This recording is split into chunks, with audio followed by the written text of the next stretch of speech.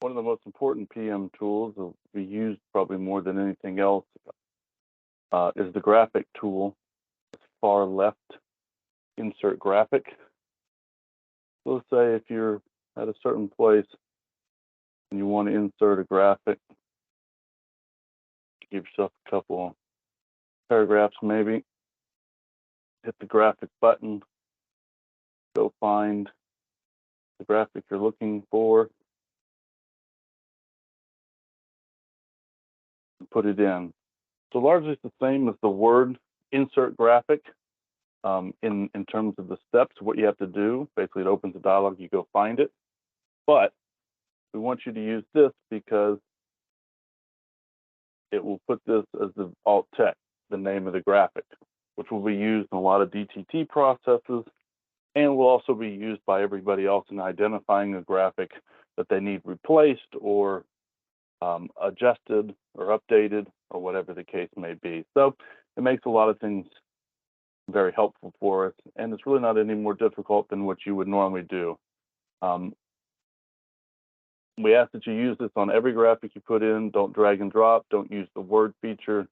Use this, and we'll be good.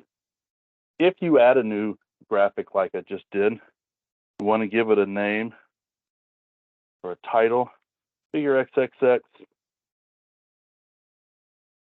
whatever the title is. And if you need a caption, give yourself a return and caption below that. And then we will come in DTP, put it in its proper form and get everything taken care of. If you need to reference this particular graphic, go back up in your paragraph above the figure XXX, and everything will be good and we'll take care of it. 9 times out of 10, a reference will be in the paragraph above. If it's a smaller size graphic, to the right, be in the paragraph to the left of it. And it's very obvious what it's referring to. If you have multiple graphics on a page, or maybe even a reference that's a few pages away, if you want to put figure X1 and figure X2, something along that line to kind of differentiate a couple of graphics, that's fine. What we'd rather that you did not do, and through the magic of editing, I've got myself the same particular graphic, except it has a figure number that's already done. Please do not adjust this number right here. It's an auto numbered. Sometimes it'll be off because it's been brought in from a different place. All that stuff will sort itself out. If you have a reference up here to that, again, same thing. It's connected to that figure number. It'll get updated and sorted out when it goes through desktop over the process. So don't change those numbers no matter what.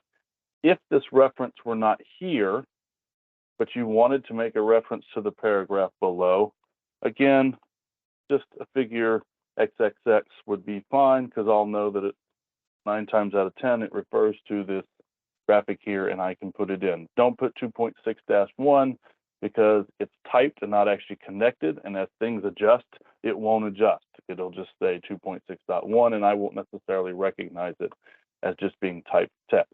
So figure XXX, anytime you put anything in, figure XXX will be perfectly fine, unless, like I said, you have multiple graphics and you want to make sure that we know which one goes to which.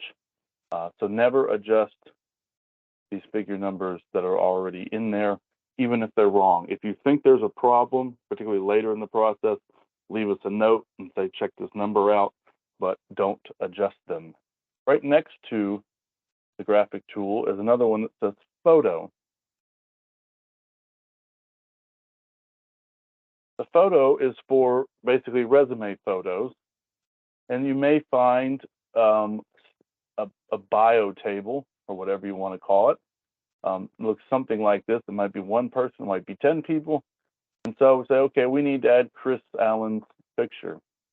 So if you go up here and hit the photo button, it will open out on the server and where all the resume files are kept. It's last name, comma, first. So there's Allen Chris right there. Click OK, and Chris is in there. So that's a little shortcut for adding people's pictures.